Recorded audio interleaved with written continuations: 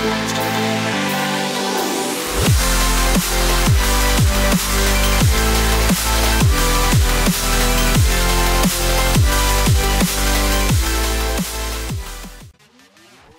guys, how's it going? My name is Dalren. In today's video, I'm going to be talking about the Combat Rogue PvP guide for patch 6.1. This is an updated guide from the patch 6.0.3 guide that I made a while back.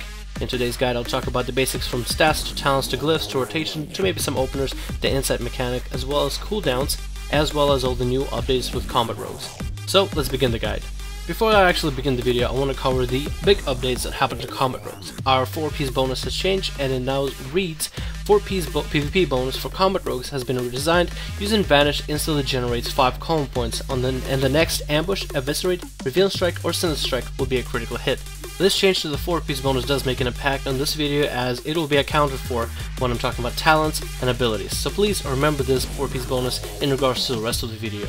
The first thing I have on the list is stats, which have been changed. In a lot of websites you'll find that multi-strike has the highest value to it per point, and you should be stacking multi-strike for the most effectiveness, but because multi-strike and crit are both reduced by 50%, within PvP combat, the next best stat for us to stack is Mastery. Mastery provides us generally decent amount of energy regen due to combat potency, which is a passive for Combat Rogues, allowing our offhand strikes to generate 15 energy, as well as it maintains a decent steady damage as well as good burst damage. Mastery overall is the best stat to stack for, and that is what most Combat Rogues are building for in the meta at higher ladders, and that's the stat I would go for. So those stats are Mastery, then Crit, then Haste, then Multi-Strike, then Versatility. I was thinking maybe stack Versatility, maybe as a dueling spec for extra healing, but that's not quite go there. But these are the stats for Combat Rogues for 6.1. When it comes to talents, there's a lot to talk about, so I will talk about all the talents in a quick manner and tell you some of the ones that are more viable and some that are less viable for Combat Rogues. In a tier 15, Nightstalker, Subterfuge, and Shadow Focus are all great talents, with Nightstalker being added to the addition. Shadow Focus is still great because you can vanish Garrote a healer when he's about to cast, great way to interrupt a healer and score that kill in arena. Subterfuge is still great because it allows that control out of stealth, and Nightstalker can be used in conjunction to our 4-piece bonus. Our 4-piece bonus will generate 5 column points. Next ability will be a crit for 100% as long as it's a vanish, as long as it's a eviscerate, sinister strike, reveal strike, or ambush. And if you eviscerate while out of stealth with Nightstalker, that eviscerate will deal 50% more damage at 100% guaranteed crit. That's pretty good. The next tier 30, Deadly Throw is not the best. It's really hard to pull off. So the better options are Combat Readiness against melee and Nerve Strike against melee magic combination, again depending on playstyle as well. At level 45, Cheat Death, Legion Poison, and Elusiveness are pretty good. Elusiveness is still the best option for rogues as of right now, just because the damage reduction is just too good. Legion Poison got a little better because it's a leech now, so it can be used in battlegrounds, but not the best option again. And Cheat Death can be used against classes and comps that are just designed to nuke you down. But most of the times people don't concentrate on rogues, so running Elusiveness usually covers all the bases. At level 60, it's really a choice between Burst of Speed or Shadow Reflection. Burst of Speed got gimped, so it's not as good anymore, but it's probably still a better option in Battlegrounds, although Shadow Step is just as viable in Battlegrounds, but it looks like Shadow Step might be a better option in arenas. So adjust to the playstyle depending on which one you're rolling, and get used to interchanging between one and the other. If you're going for levels 75 talents, the best options are Internal Bleeding or Prey on the Weak. Prey is good in comps where you are, lining up damage for someone else that has a lot of high burst, but all the rest of the time just go Internal Bleeding because it's just too potent. The bleed is just too strong, man. At level 90, the best talent I believe is Mark for Death. Some people have thought Anticipation might be a pretty good one, but Mark for Death has a 1-minute cooldown, generating 5 column points, and refreshing once the marked target dies. It's just way too good and over utility to pass up. And at level 100, it really ends up being the choice between Venom Rush or Death from Above. Death from Above did get buffed, and it does offer this mobility that we are losing because we don't have the spammable burst speed anymore. So Death from Above might start making its way into arenas, since it does deal more damage and does create this gap closer. But for the most part, if you're unaware or unsure how to use Death from Above, Venom Rush is still a very potent ability, and it still will serve you well. Now with Glyphs, there's a couple different options. Glyph Energy is a good medium that a lot of people are grabbing. Gives us more energy to start off with. Gives us more flexibility with energy pooling. Then we have Glyph Disappearance, which makes our Vanish a 1-minute cooldown. too good of a utility to pass up. I would grab it no matter where you are, no matter what you're playing. That's just too good of an ability. And then what you can do for the other glyph choice, I run blind for the most part, but can be switched up with Corrode, maybe Cheap Shot, or even, well, when you think about it, any glyph can actually go in there, depending on your playstyle. So that's kind of the glyph that is open to your own comprehension. So you should read through all the glyphs and decide which one benefits your playstyle, and definitely slot that one in. But the ones that I do guarantee for every combat rogue to run is a Glyph of Energy and Glyph of Disappearance as your stable medium. In PvP, there's no quite a rotation, there's just priority type of system. And Combat Rogue has a priority type of system which is really easy to keep up with. First of all, you apply a Revealing Strike. Revealing Strike will give you Sinister Strikes 25% chance to generate an extra combo point, as well as buff all your finishers, your offensive finishers. So, maintain Reveal Strike on target, build combo points with Sinister Strike. What do you do with combo points after Sinister Strike? There's two things that I do.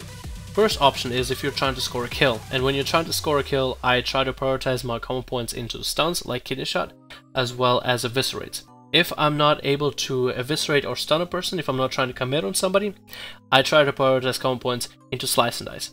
When I'm not trying to go for a kill, and I am prioritizing combo points into Slice and Dice, I don't try to throw all 5 of them in there, because I believe there's more you can do with combo points, like eviscerate a target, and then reduce your cooldowns of your abilities. I usually spend 2 or 3 combo points into Slice and Dice when I'm not trying to go for a kill. Slice and Dice does increase our attack speed by 40%, and some people prefer to prioritize that above everything else for Combat Rogue.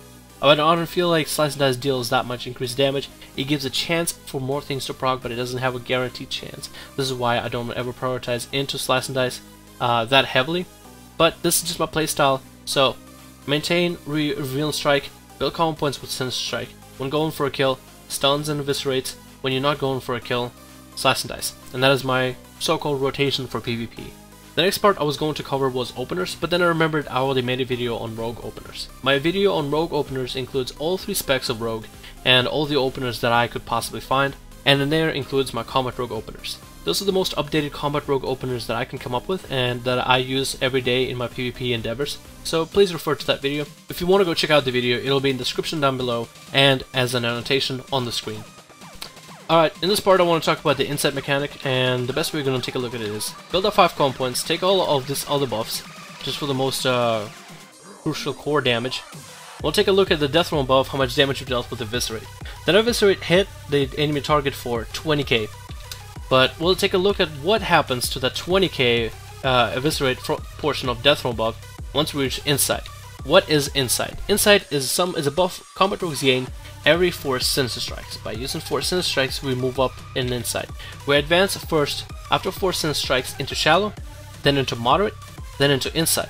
At Shallow, we deal 10% extra damage. At Moderate, we deal 20% extra damage. And at Deep Insight, because of Empowered Bandit's Guile, we deal 50% extra damage. So let me advance myself into Deep Insight in a Sinister Strike or 2, and then we'll take a look at the Death Roll buff damage again. We're going to clear out all our buffs, and then Death Roll above. Now we'll take a look at the damage alone of Death Roll above that has happened. The second Eviscerate hit it for 30k damage rather than 20k. Now this is without procs, this is without crits, but you can see the damage increase for Combat Rogues is definitely higher once you advance in Insight. So the way you play Combat Rogue is you don't burst until you gain higher Insight. The best burst I would say would be most optimal at Deep Insight, because that's when you deal the most amount of damage. Therefore, try to save your cooldowns, try to save your hard-hitting abilities until you reach Deep Insight. This is just something I want to tell you guys about Insight and how the mechanic works. It is a fun mechanic, it is very unique to Combat Rogues, and it's something that can be managed easily with practice. Next up is cooldowns, and as Combat Rogue we have only 2 big cooldowns. We have Adrenaline Rush and we have Killing Spree. Killing Spree is a 2-minute cooldown, and Adrenaline Rush is a 3-minute cooldown. Now those are pretty long cooldowns, aren't they? 3 minutes and 2 minutes. But they're actually reduced due to the mechanic of Ruthlessness, which will be discussed next after cooldowns. So the way you use your cooldowns as a Combat Rogue is, you want to use Adrenaline Rush when you're building for Insight, when you're trying to climb in Insight. And once you reach Deep Insight, that's where you want to Killing Spree. During Adrenaline Rush, try to spam as many Sinister Strikes as you can. And the more Sinister Strikes you spam, the higher you'll be in Insight, and the easier it will be for you to manage energy. So you can just start in your opener, or you can do after you reach shallow insight. So Adrenaline Rush can be used at any moment. I wouldn't quite try to wait until deep insight, then Adrenaline Rush and spam Sinister Strikes in, because it's way more effective to kill and spree from deep insight. And as you are building common points, try to spend them into Eviscerate, which will reduce the cooldown of your Adrenaline Rush for the next time you use it. So after you do reach the deep insight, that's where you want to save your killing spree. Your killing spree will deal much more damage in deep insight than in any other insight, as deep insight gives you 50% increased damage. Killing spree is a strong ability on its own and will deal a lot of damage at any insight, but a deep insight will deal the most amount of damage, giving you the highest burst that anybody has seen in the game ever, I believe. I believe Combat Rogues actually have the biggest burst that I can think of as a single ability within 3 seconds. That's 6 global cooldowns. And it's very potent, and you should definitely try to kill and spree after you reach deep insight. Alright, next part we're going to talk about is cooldowns and Ruthlessness. So cooldowns for Combat Rogues are kind of long. We have Kill and Spree, which is a 2-minute cooldown, and Adrenaline Rush, which is a 3-minute cooldown. Say I use Adrenaline Rush, right? Part of my burst rotation, and now let's take it off. So the cooldown on my Adrenaline Rush is 3 minutes. That's kind of a long cooldown, so it'll be a while until I can burst again. But because of Ruthlessness, which reads, for each common point spent, your damage and finisher moves reduce the cooldown of Adrenaline Rush, Kill and Spree, and Sprint by 2 seconds. And all your finisher moves have a 20% chance to grant common point and restore 25 energy. The first portion of Ruthlessness is what we're going to be talking about. What is Ruthlessness talking about? So at 5 common points, if we were to Eviscerate, we're actually reducing the cooldown of Adrenaline Rush. So say Eviscerate, and you saw the timer move down. Let's keep on building some common points, and we'll keep on using Eviscerates.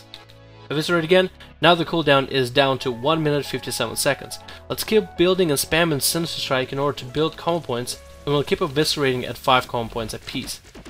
We keep reducing the cooldown of our major abilities. That is partially how you play Combat Rogue. You have to be able to manage energy, pool energy, and manage your common points properly in order to regain your cooldowns quicker.